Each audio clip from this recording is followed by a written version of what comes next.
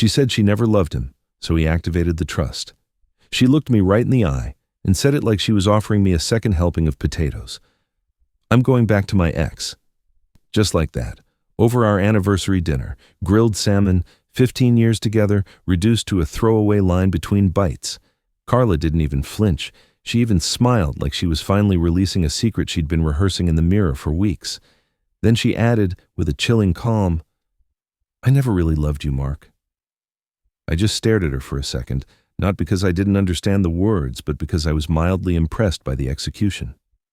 She'd waited for our anniversary, worn the dress I bought her 2 years ago, made sure our daughter was away for the weekend, and then stabbed me with an emotional scalpel so sharp it didn't even bleed right away. I put down my fork, smoothed my napkin, and nodded. Then you should leave. No shouting, no melodrama of scraping chairs, just the crisp click of finality. She blinked, thrown off by the lack of a fight. That's what she wanted.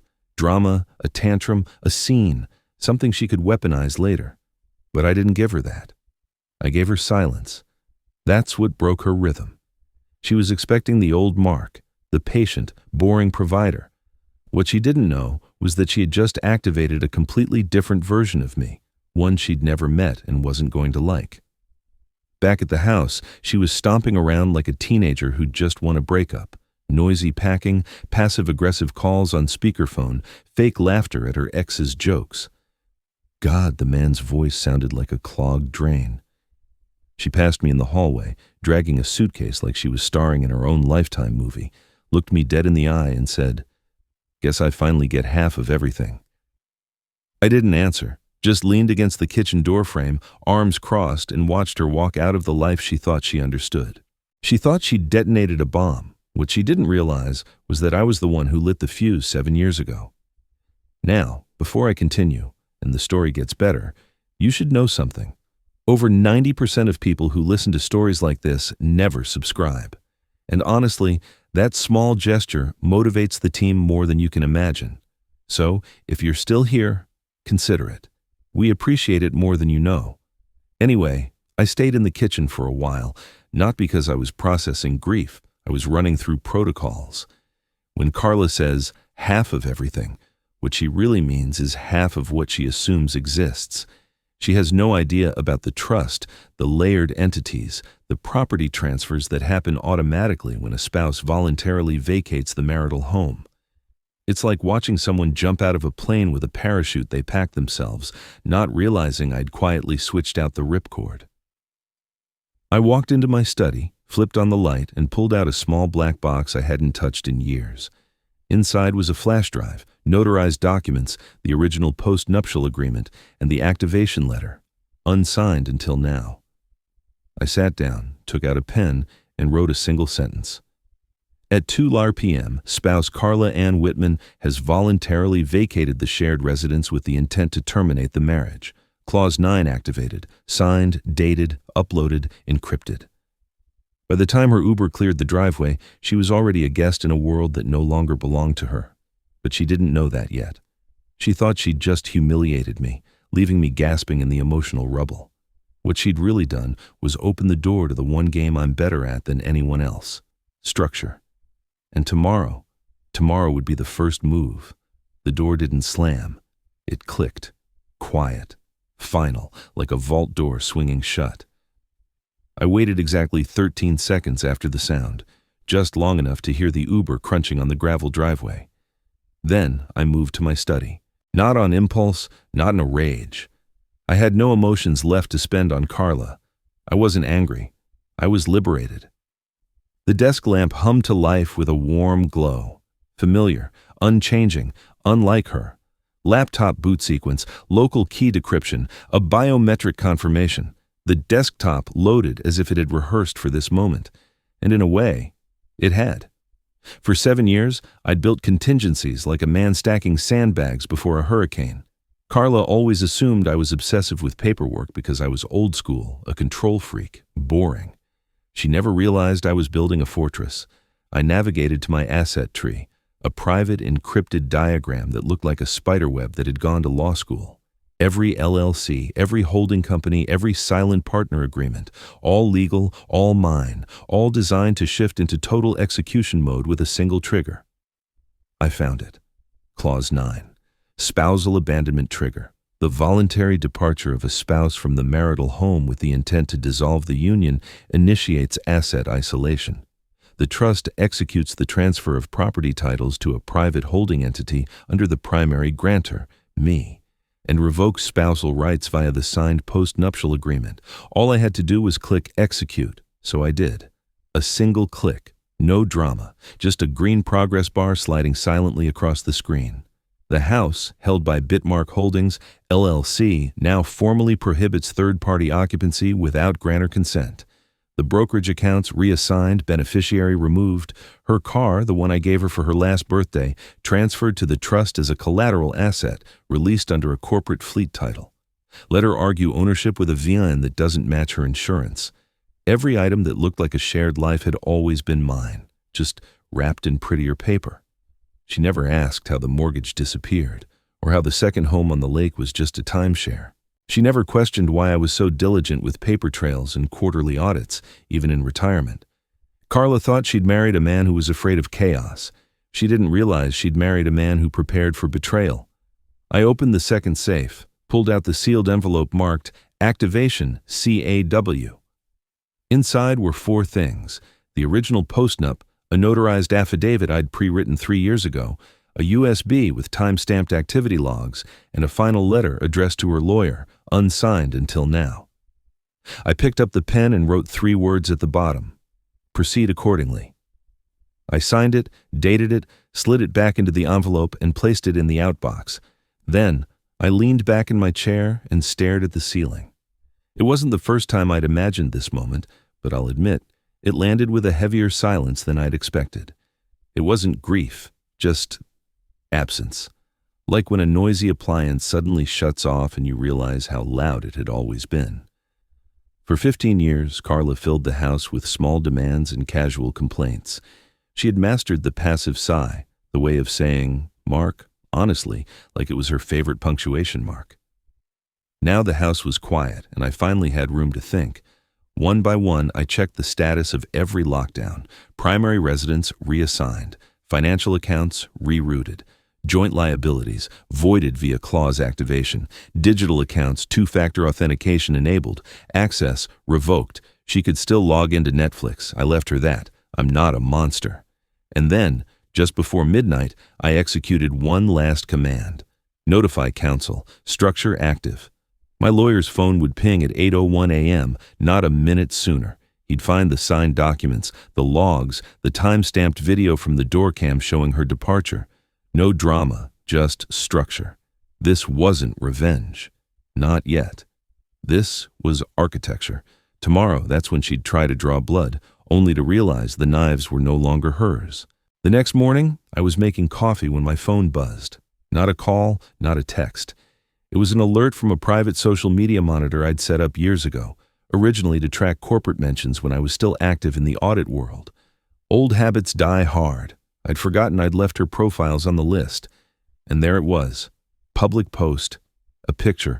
Carla cozying up to her ex, Stephen, the walking midlife crisis, arms draped over her like he'd won a prize, both holding champagne flutes, grinning like it was prom night but with Botox and back pain. The caption, "True love always finds its way back, finally free," posted at 9:27 a.m. I looked at it for a full minute, not because it hurt, not because I missed her, but because of the timestamp. 9:27 a.m., and not today. Yesterday.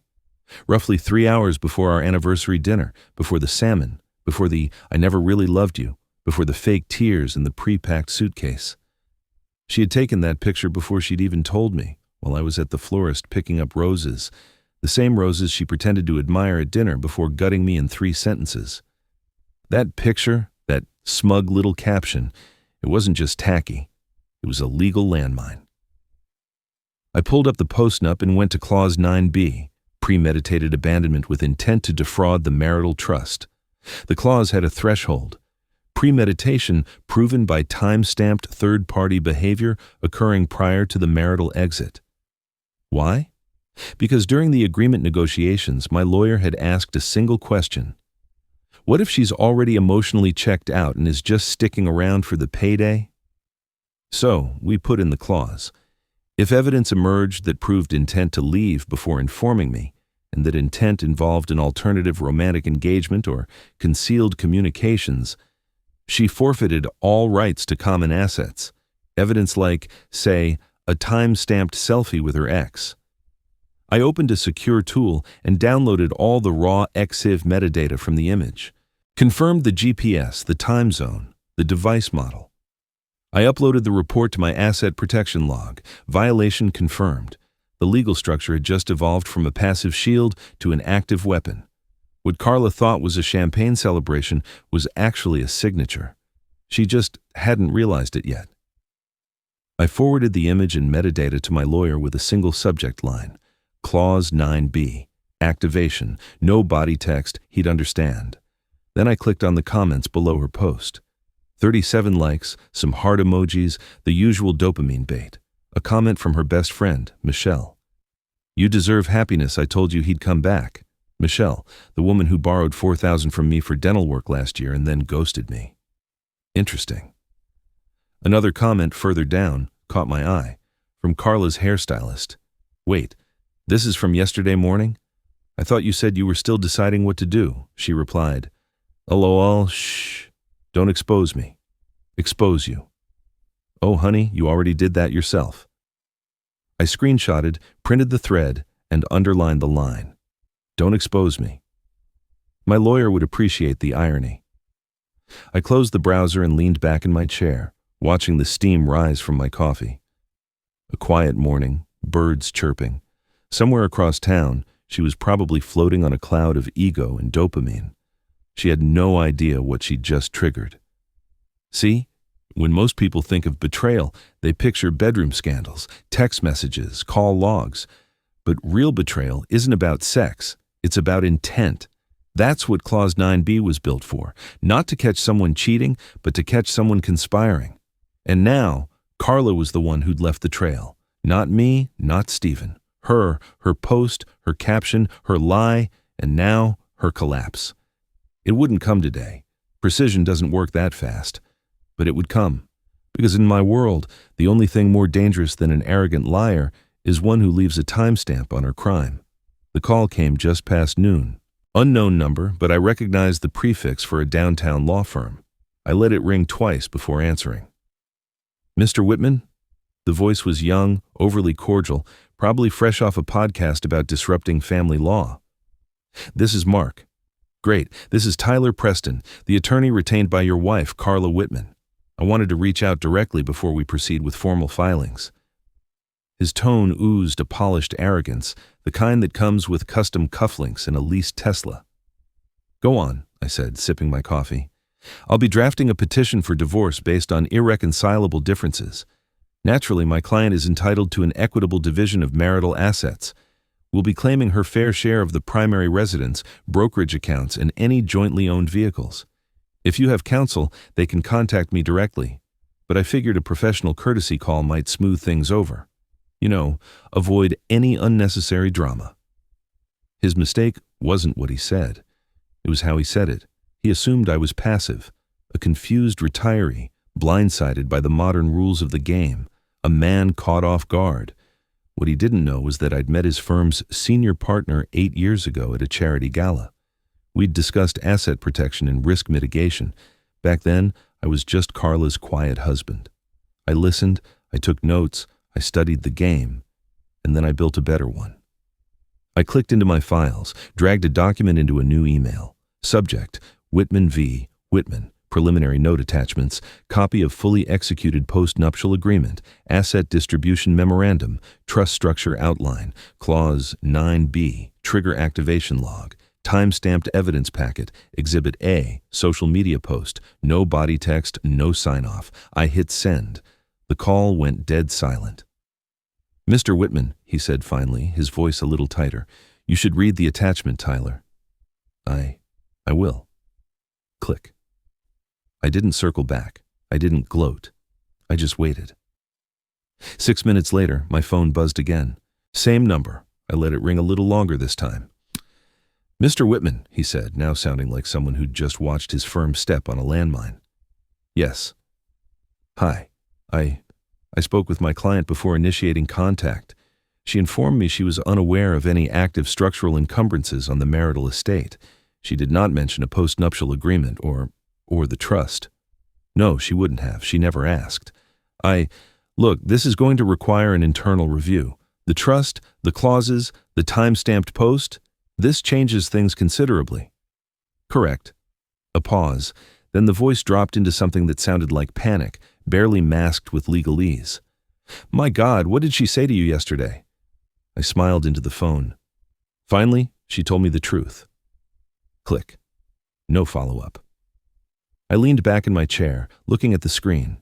The email had already been opened 5 times, forwarded twice, accessed once from a mobile device, standard legal triage. I could picture the scene. Carla smugly sipping something with bubbles while her lawyer read the clause out loud, his jaw slowly tightening with every sentence, her face crumbling as she realized the boring man she mocked had just preemptively locked down the entire battlefield. I never needed to win the fight. I'd already removed the weapons. She thought she was starting a war. She hadn't even noticed the gates were welded shut. And her lawyer, he was just her first casualty, a man who walked in thinking he was dealing with a clueless retiree and walked out holding a live grenade with the pin already pulled. Carla walked into the bank like she was there to claim a prize. Fresh blowout, big sunglasses, an outfit just casual enough to suggest she hadn't been crying in her ex-boyfriend's apartment all morning, which she had. But now she was on a mission. She figured she'd start rebuilding her independent life by draining the accounts she assumed were half hers. She was even humming a little tune as she walked in. The woman at the counter greeted her warmly at first. "Hi, how can I help you today?" "I'd like to withdraw from our joint savings and transfer some to my new checking account under Carla Whitman." The teller typed, paused, narrowed her eyes. "I'm sorry, ma'am. I'm not seeing your name on the account." Carla's voice sharpened. "Excuse me? We've banked here for 15 years. Look it up again." The woman looked nervous now. "It's not that the account doesn't exist. It's that your name is no longer associated with it." Carla's lips drew into a thin line. "That's impossible." "I can get the branch manager if you'd like." "Please, do that." She stood there, stiff, arms crossed, watching through the glass as the manager, Thomas, a soft-spoken man with kind eyes and absolutely no tolerance for drama, emerged with a file in his hand. He gave her a small, sad smile, like a doctor about to deliver test results. "Mrs. Whitman," he said gently, "please come with me." They walked into a small side office. He closed the door behind them. "This is absurd," Carla began. "I need access to—" Thomas held up a hand and opened the file. "I just need to show you this." Inside were 2 notarized documents. The first, a beneficiary reassignment form removing her name from all primary accounts, triggered by the breach of Clause 9 of a marital contract. The second, a notarized directive dated 6 years ago, signed by both me and Carla, though she'd clearly forgotten. It authorized the financial institution to transfer full ownership to the primary account holder, me, in the event of spousal abandonment confirmed by legal counsel. Carla's jaw tightened. "This has to be a mistake. I never—" Thomas pointed to her signature. "You signed this on April 14th, 2017, right here, with a witness present. Our notary remembers you, said you joked about how ridiculous all this was." She stared at the paper as if it had slapped her. Then her voice rose. "You can't do this. I need that money. I have bills. I have rent." "I'm sorry," Thomas said, lowering his voice but keeping his back straight. "The accounts are no longer in your name. There's nothing you can access here." Carla slapped her hands on the desk. "Then open his accounts. I was his wife." He slid the file toward her. "The document says was, and was is the operative word." She stood so fast the chair scraped behind her. "You think you've won? You can't just leave me with nothing." But the look on Thomas's face told her everything she didn't want to hear. He wasn't judging her. He was pitying her. Security didn't need to be called. She left on her own. No dramatic exit, no screaming match. Just a stunned woman walking back through the lobby, sunglasses back on to hide the panic rising in her eyes. Outside, she sat in her car, hands on the wheel, breathing like someone had just stuck a vacuum hose in her lungs. No money, no safety net, and not a soul she could yell at to fix it. Because it was her name on the exit plan, her time-stamped betrayal, her signature on the clause. What she'd walked in with was arrogance, a belief that divorce was just a hostile negotiation with a cash prize. What she walked out with was nothing. Not a dime, not a bank statement, just a thin line of sweat on her forehead, and the dawning realization that this wasn't going to be the clean break she imagined. This was war, and she was already losing. By mid-afternoon, Carla had stopped pretending things were fine. The bank had blindsided her. Her lawyer stopped returning her texts, and even Michelle, her ever-loyal echo chamber, suddenly had bad reception and a thing with her kids. But Carla told herself it was just a phase, a minor setback. She still had this, her little haven, the apartment Stephen had shown her just a few weeks ago. Modern fixtures, clean lines, no framed photos of her boring past. Just fresh air, scented candles, and Stephen's bourbon bottles lined up on the minimalist shelves like status symbols. Her fresh start. She pulled up to the gate, still fuming, but already mentally writing her comeback arc. She'd text Stephen. They'd order sushi, maybe pop champagne again, post something spicy on Instagram to remind the world she was unfazed, until she got to the door. A yellow notice was taped to the wood like a slap. Lease terminated. Vacate in 48 hours. Her eyes scanned the page. It wasn't from the landlord, not even the property management company. It was signed by Oakhaven Properties, LLC. In smaller print below, Asset Manager, M. Whitman. Her brain stalled. She tore the paper off and fumbled in her purse, stabbing at her phone until she got the property manager on the line. This has to be a mistake. I live here. I've lived here for weeks. Ma'am, Oakhaven Properties has issued a contract termination per the discretionary clause outlined in the corporate lease terms. You are not the primary lessee. What the hell does that mean? I've paid rent. The primary lessee, Stephen Marlowe, has been notified. The termination is from the holding entity. All fees are being waived, but the unit is no longer available. But why? Who the hell is Oakhaven? There was a pause on the line. I can't disclose internal ownership, ma'am. But she didn't need him to. Carla's eyes fell to the bottom corner of the notice. There it was. A tiny watermark logo. The same font I'd used for our estate plan branding. A stylized double W inside a square. Whitman. She was still trying to process it when Stephen opened the door behind her, holding a sandwich and looking like he'd just woken up from a nap. Babe, he blinked. What's wrong? She shoved the paper in his face. Did you know about this? He scanned it lazily, then again, slower. Oakhaven. I thought the building was managed by something called Westbridge. Apparently they're owned by Oakhaven. He looked up, his face paling. Wait, are you saying your husband owned this place? Carla didn't answer because she didn't know, because she'd never asked. She'd been too busy playing liberated to consider that her entire rebound was built inside walls I'd already paid for. The keys she carried still technically belonged to a holding company filed under a trust she'd never bothered to read. Stephen went back inside, rubbing his face. This is a nightmare. I signed a year-long lease. They can't just... Yes, they can, she snapped. Apparently he can. Stephen muttered something under his breath and retreated to the kitchen. No comforting hug, no, I'll handle it, just silence and distance, his default settings when women raised their voices. Carla stood in the doorway, still clutching the notice, her fresh start, someone else's property, her safe space, revoked. The man she'd run to was already checking his emails instead of her face. She walked out slowly, sinking onto the apartment's stone steps, her legs shaky. She watched the cars drive down the street, wondering how many other things she still thought were hers would turn out not to be. She thought she'd escaped to something new.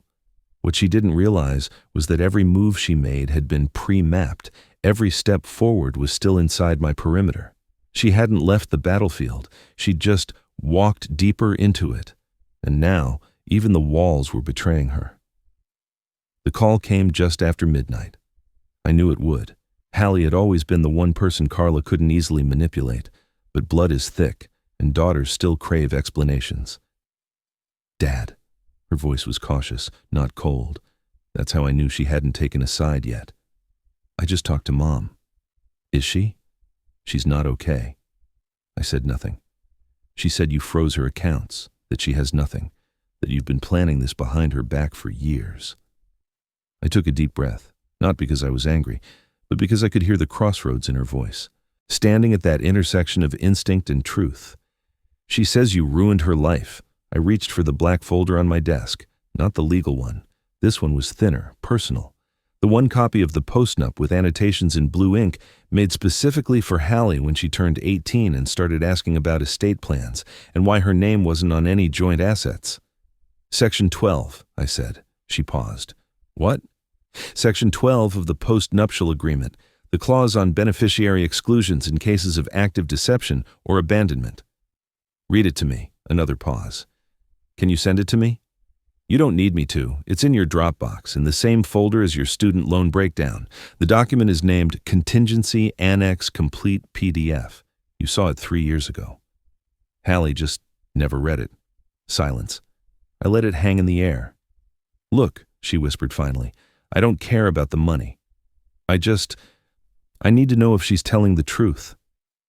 I nodded, though she couldn't see me. Then don't listen to either of us, I said. Check her phone. Start in August. Look for Stephen's name. More silence. I could almost hear her pulse through the line. You knew? I've known longer than she thinks. I heard her swallow. The call ended soon after. No goodbye. The next morning, nothing. No follow-up text, no angry voicemail. Just quiet, a quiet allegiance.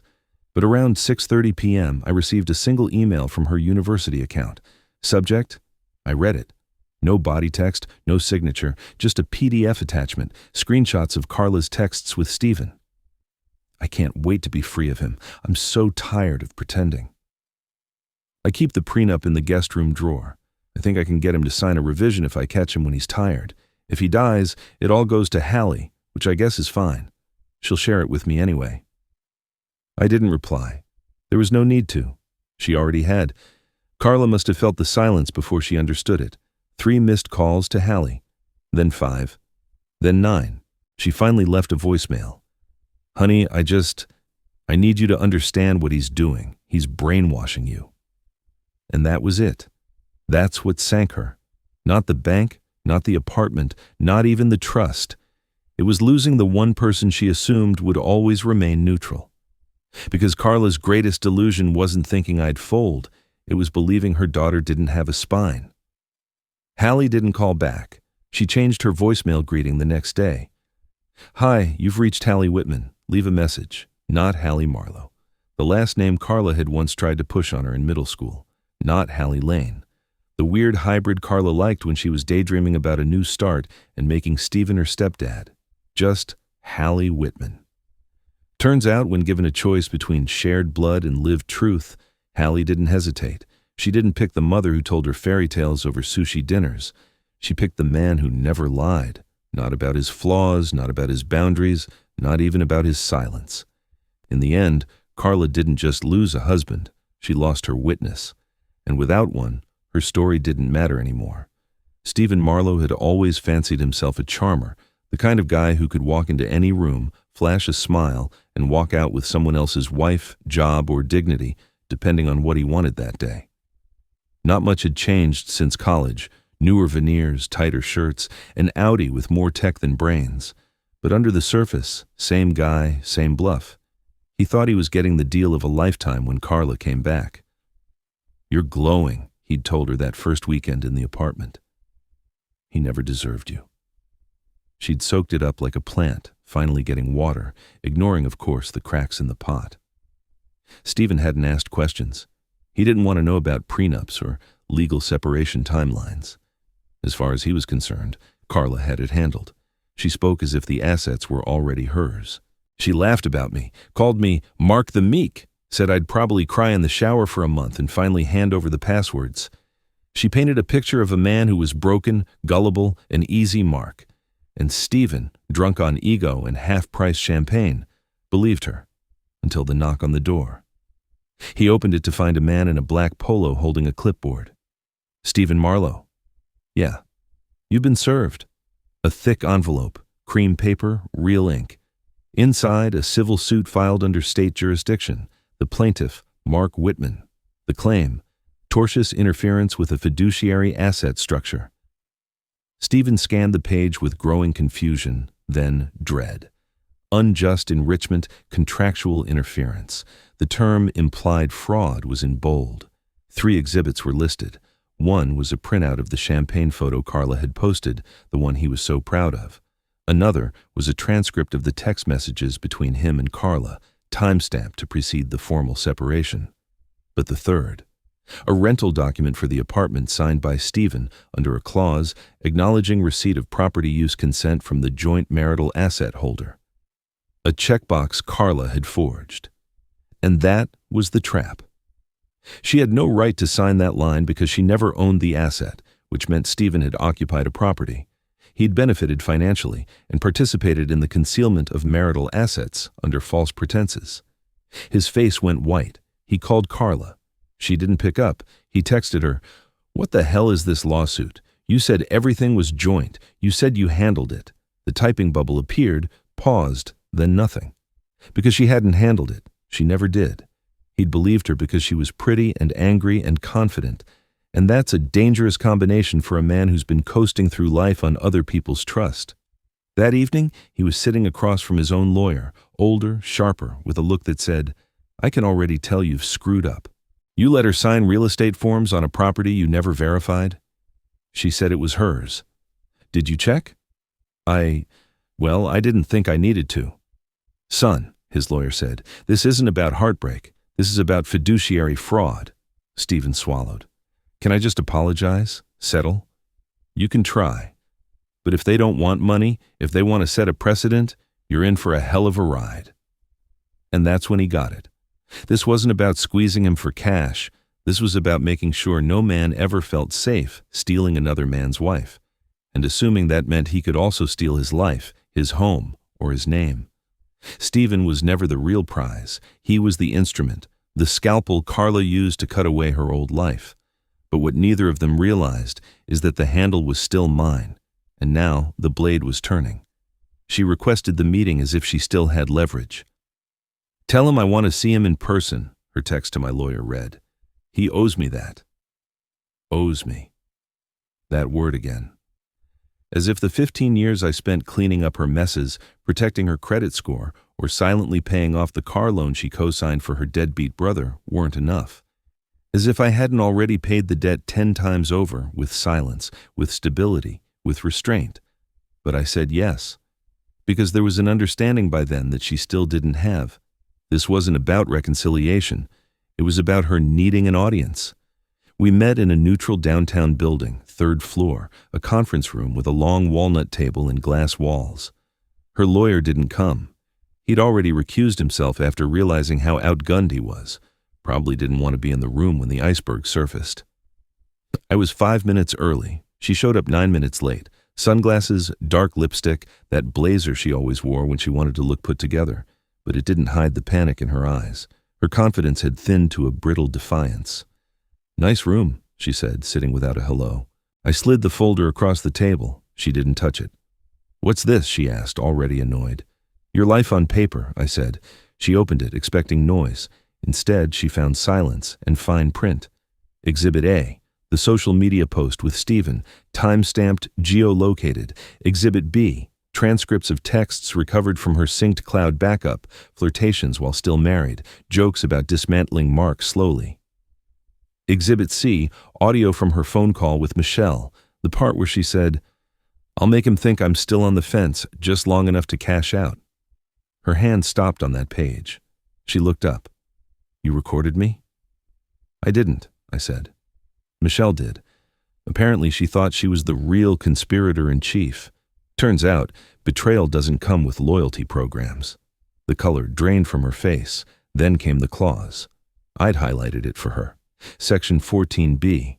Any attempt to emotionally coerce, manipulate, or intentionally mislead the grantor for financial gain will result in the total forfeiture of all claims to any and all marital or trust assets. She read it 3 times. When she spoke, her voice cracked. "This is insane." "No," I said. "It's notarized. She gritted her teeth. "You can't just erase me like this." "I didn't erase you. You walked off the ledger yourself. I just closed the book." "You think this makes you strong?" "No, it makes me free." She flipped a few more pages. There were financial triggers she didn't understand, automatic liquidations, clawbacks, things she'd never asked about while she was too busy pretending our marriage was a cage. "You hid all of this from me." "You never looked," I said calmly. "You were too focused on what you were telling me to notice what I was protecting." She slammed the folder shut, trembling. "This wasn't love." I didn't answer. "You didn't love me." And then I looked her right in the eye. "But I love the law." For the first time, she had no comeback. Not a quip, not a manipulation attempt, not a crocodile tear. Just silence. The kind of silence that fills the space after a gavel falls. She stood up too fast, knocking her chair slightly off balance. "I hope you're proud of this." I nodded slowly. "I am." She opened the door to leave, paused, almost said something, then walked out. No goodbye, no performance, just the hollow echo of high heels in a hallway that didn't belong to her. The room stayed still. All that was left was the folder, still warm where her fingers had been, and the unmistakable weight of a war concluded, not with victory music or cheers, but with a perfectly balanced ledger. And a woman who finally understood what it means to be out-strategized by the man she never bothered to understand. It arrived on a Tuesday. No courier, no doorbell, no signature required. Just a discreet white packet slid into Carla's mailbox like any other piece of suburban noise. She didn't even notice it at first, not until late afternoon when she finally mustered the will to walk to the end of the driveway. Wrapped in a jacket 2 sizes too big, with yesterday's mascara and 3 days' worth of regret, she tore it open half-heartedly, expecting another legal update, maybe some dry filing about next steps or a tentative court date. What she got instead was finality. Inside were only 2 documents. The first was titled, "Notification of Irrevocable Dissolution of Private Marital Trust Authority." The second, "Executed Transfer of All Nullified Spousal Claims." No judge's name, no county seal, no case number. Because this hadn't been filed through the family court system, it had come directly from the trust administrator. And it was done. Every remaining claim she had, assets, alimony, even her name on property records, had been invalidated, not negotiated, not reduced, nullified. Because under the private trust we both signed, the moment she breached Clause 9 and later Clause 14, the dissolution process could be triggered and finalized solely through the administrative process outlined in the marital framework. The courts were never necessary. I had built the end into the beginning. She read and reread the cover letter, hands shaking now, her pulse pounding behind her eyes. "Effective from the moment you told me you had never loved me." That was the line. No threats, no anger, just a time-stamped knife in plain text. Carla stood in her tiny kitchen, what was left of her grand escape, and looked around as if trying to remember how all this started. The champagne, the photo, the laughter. It had all evaporated. Stephen was gone, moved out 2 weeks ago after the lawsuit notice arrived. He said he needed to rethink some things and disappeared back into his ex-wife's orbit, where the drama at least came with joint custody and a pre-owned BMW. Michelle no longer answered calls. The apartment was reclaimed by Oakhaven. The lease termination didn't even make the news. Even Hallie had gone silent. She sat at the chip table, folded the papers, then unfolded them again, as if they might change if she blinked long enough. Then she picked up her phone. Last contact. Tyler Preston, Esky. She stared at the screen as if it had betrayed her. It wasn't that he was unavailable. It was that he was done. No lawyer likes standing in a courtroom holding an empty briefcase and a discredited client. She opened her gallery app out of reflex, a ghost looking for its reflection. Scrolled back to the picture with Stephen, the champagne one. It was still there. Same pose, same smug smile. But now the image made her nauseous. She tapped delete, then stopped. Because that picture was the trigger. The moment she chose fireworks over foundations. And you don't delete a headstone. The room around her was too quiet. No dishwasher humming, no music, just the refrigerator compressor kicking on and off like a tired metronome. She picked up the letter one last time, ran her fingers over the embossed seal. It was real. Not a draft, not a threat. Just the end. Not of a marriage, of a narrative. She had spent years pretending I was a footnote in her story. She didn't realize I was the final editor. And now, there were no more pages left to turn.